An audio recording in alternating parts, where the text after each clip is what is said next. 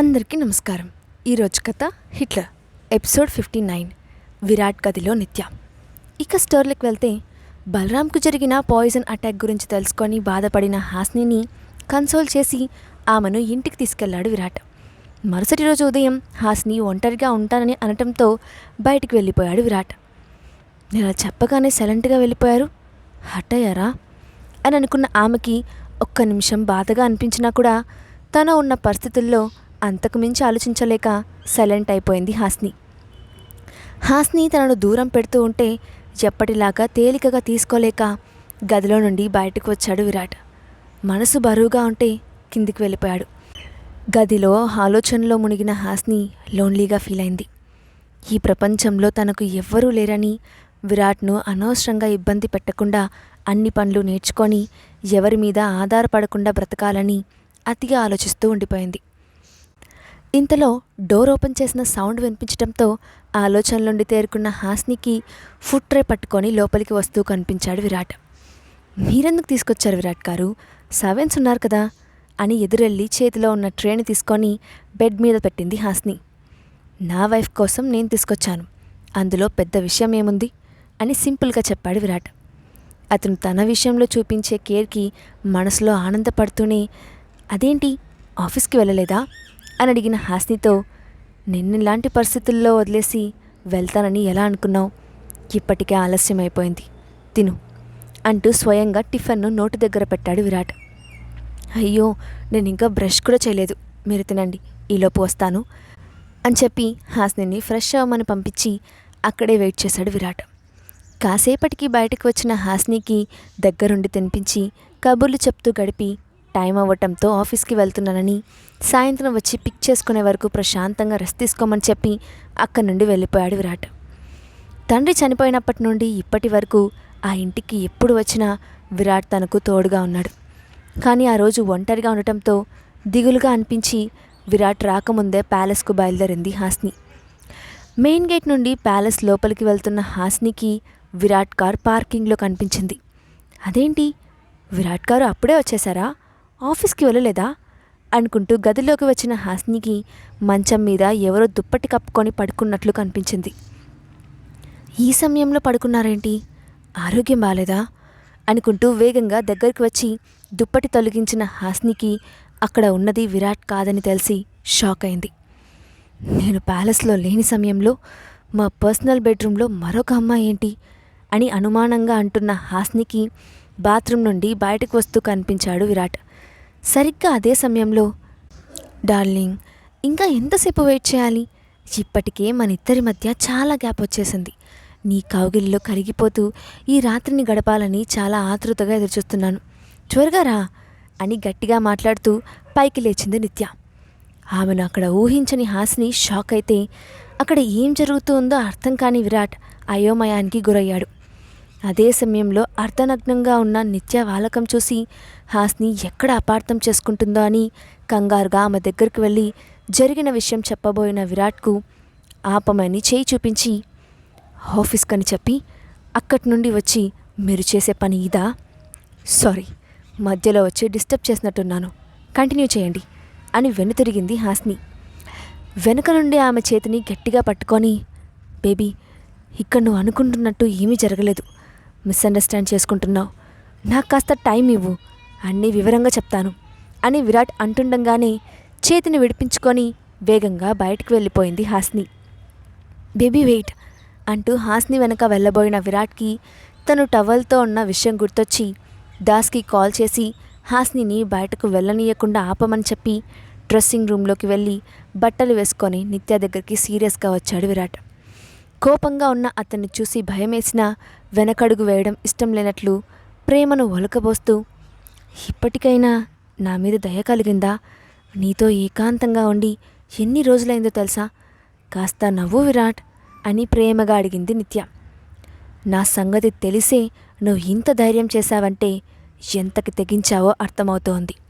ఆడపిల్ల మీద చెయ్యెత్తే అలవాటు నాకు లేదు, కానీ ఈరోజు నువ్వు అన్ని హద్దులు దాటేసి నా సహనం నశించిపోయేలా చేశావు, నీకు సరైన గుణపాఠం చెప్పాలి అంటూనే నిత్య తలను గోడకేసి కొట్టాడు విరాట్. ఆ దెబ్బకి నిత్య నోటి నుండి వచ్చిన అరుపులతో ప్యాలెస్ దద్దరిల్లింది. తల మీద నుండి రక్తం ఏరులై పారుతుంటే స్పృహ తప్పి నేల మీద పడిపోయిన ఆమెను చెత్తకుప్పలో పడేయమని ఆర్డర్ వేసి బయటకు పరిగెత్తాడు విరాట్. ఇది ఇలా ఉండగా గదిలో నుండి బయటకు వచ్చిన హాస్నికి ఒక్కసారిగా దుఃఖం వచ్చేసింది. లోపల చూసిన దృశ్యం జీర్ణించుకోలేక, ప్యాలెస్లో ఉండలేక, కళ్ళు నిండుగా ఉన్న నీళ్లతో, మసకబారిన చూపులతో కాళ్ళు వణికిపోతూ ఉంటే గేటు వైపు పరిగెడుతుండగా ఆమెను అడ్డుకొని ఆపడానికి ప్రయత్నించాడు దాస్. అసలే కోపంగా ఉన్నాను, విషయాన్ని కాంప్లికేట్ చేయకుండా పక్కకి తప్పుకో దాస్ అని గట్టిగా అరిచింది హాస్ని. కుదరదు మేడం, దయచేసి మీరు అర్థం చేసుకోండి. విరాట్ సార్ ఆర్డర్ను కాదని మిమ్మల్ని బయటకు పంపించలేను అంటున్న దాస్తో, నన్ను ఆపడం నీ వల్ల అవుతుందనుకుంటున్నావా? ఇంకొక్క క్షణం ఇక్కడుంటే నన్ను నేనే తగలబెట్టుకుంటాను. దారి తీస్తే నీకే మంచిది అని వార్నింగ్ ఇచ్చింది హాస్ని. మీరు ఇంత పట్టుదలగా ఉన్నారంటే ఏదో పెద్ద విషయమే జరిగిందని నాకు అర్థమవుతోంది. కానీ నా పరిస్థితి కూడా ఆలోచించండి. కనీసం సార్ వచ్చే వరకు ఆగండి అని రిక్వెస్ట్ చేశాడు దాస్. అతనితో నాకు ఎలాంటి సంబంధం లేదు, పక్కకి తప్పుకో అని సీరియస్గా చూసింది హాస్ని. కాసేపటికి అక్కడికి వచ్చిన విరాట్కు నేల మీద స్పృహలో లేని దాస్ కనిపించాడు. వెంటనే అతని చెంప మీద తట్టి తెలివి తెప్పించడానికి ట్రై చేశాడు. కొద్దిసేపటి తర్వాత కళ్ళు తెరిచిన దాస్ కంగారుగా పైకి లేచి, ఐఎమ్ సారీ సార్, నేను ఎంతగా ప్రయత్నించినా మేడంను ఆపలేకపోయాను. నన్ను కొట్టేసి మరీ బయటికి వెళ్ళిపోయారు అని బాధగా అన్నాడు. హాస్ని తప్పించుకుందని తెలిసి అసహనానికి లోనవుతూ లోపలికి వచ్చిన విరాట్కు స్పృహలో లేని నిత్యను పిలుస్తూ కనిపించింది అనసూయ. ఇంకా ఈ చెత్తను బయటపడేయకుండా ఇక్కడే ఉంచిందెవరు అని గర్జించినట్టే అడుగుతున్న విరాట్ వాయిస్కు జడుస్తూ అనసూయ వైపు చూశారు సర్వెంట్స్. నేను ఆపాను. నా మనిషి మీద చెయ్యేసే ధైర్యం ఎవరికి ఉందో నేను చూస్తాను అని పొగరుగా అంది అనసూయ. ఆ మాటలకి కోపం వచ్చిన విరాట్ తల్లి కళ్ళల్లోకి సూటిగా చూస్తూ, ఎప్పుడైనా సరే నువ్వు రావాలనుకుంటే ఈ ప్యాలెస్ తలుపులు నీకోసం తెరిచే ఉంటాయి. కానీ చెత్తను తీసుకొచ్చావంటే మాత్రం తల్లివని కూడా చూడను అని నిర్మోహమాటంగా చెప్పాడు విరాట్. ఇదిలా ఉండగా ప్యాలెస్ నుండి బయటపడిన హాస్ని పరిగెడుతూ కాస్త దూరం వెళ్ళేసరికి అలుపు వచ్చి నిస్సాయంగా ఫుట్పాత్ మీద కూర్చుంది. తను కనిపించని మరుక్షణం విరాట్ చూపు తండ్రి ఇంటి మీదే ఉంటుంది కాబట్టి అక్కడికి వెళ్ళాలని లేదు.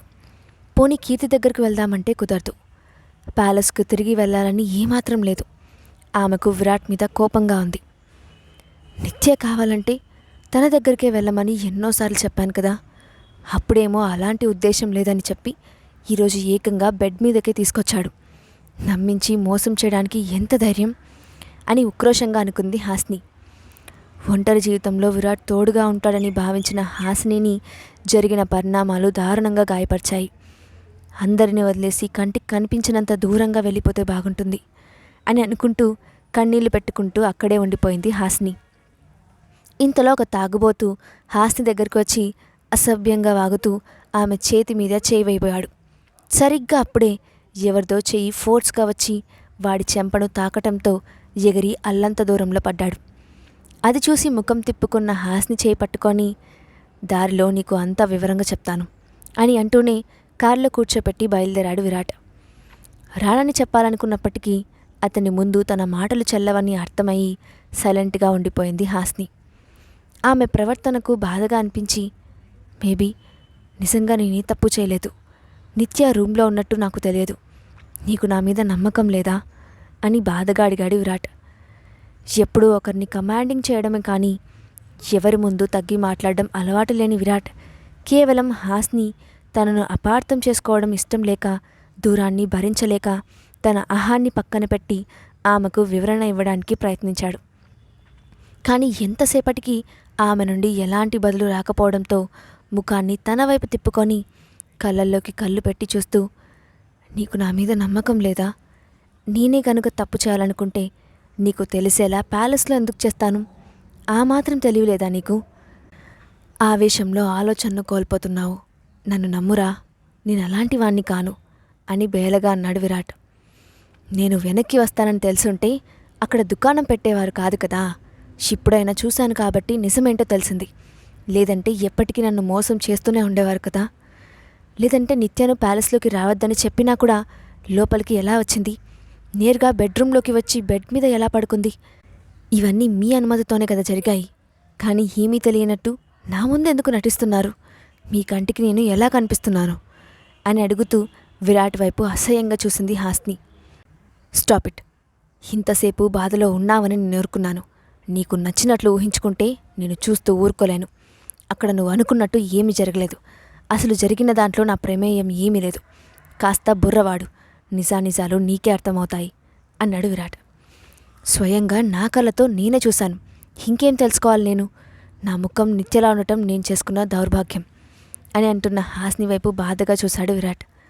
కాసేపటికి ప్యాలెస్కి చేరుకున్న హాస్ని నేరుగా పైకి వెళ్తూ, ఇక్కడ నేను ఉండటానికి మరో రూమ్ ఉందా అని అడిగిన ఆమెకు కేవలం తన రూమ్ ఒక్కటే ఉందని బదులిచ్చాడు విరాట్. ఒకరు ముట్టుకున్న వస్తువును తాకే అలవాటు నాకు లేదు.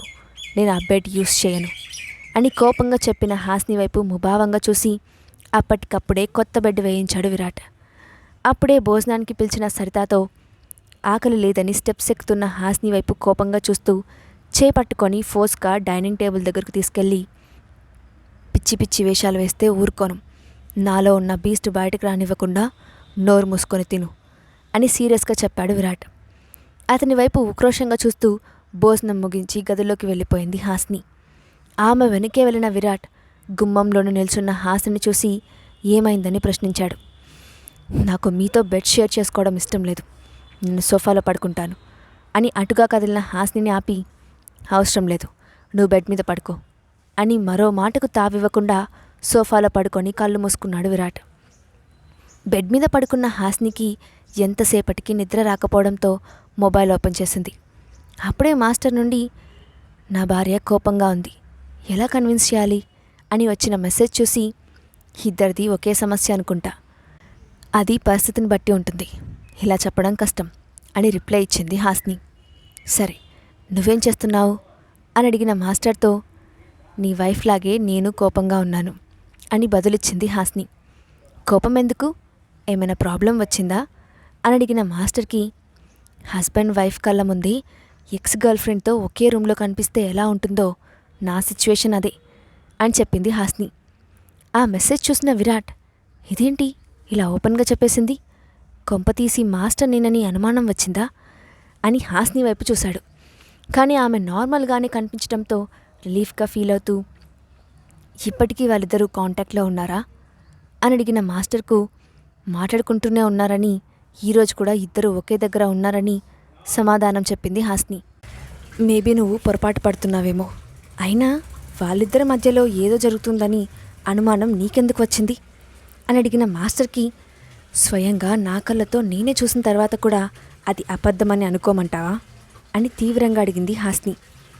కొన్నిసార్లు మన కళ్ళు కూడా మనల్ని మోసం చేస్తాయి. వాస్తవానికి అక్కడ జరిగేది ఒకటి, మన కంటికి కనిపించేది ఒకటి. అందుకే చూసిన వెంటనే ఏదో ఒక నిర్ణయం తీసుకోకూడదు. సమస్య ఎవరితో ఉందో డైరెక్ట్గా వాళ్ళతో మాట్లాడితేనే నిజానిజాలు తెలుస్తాయి.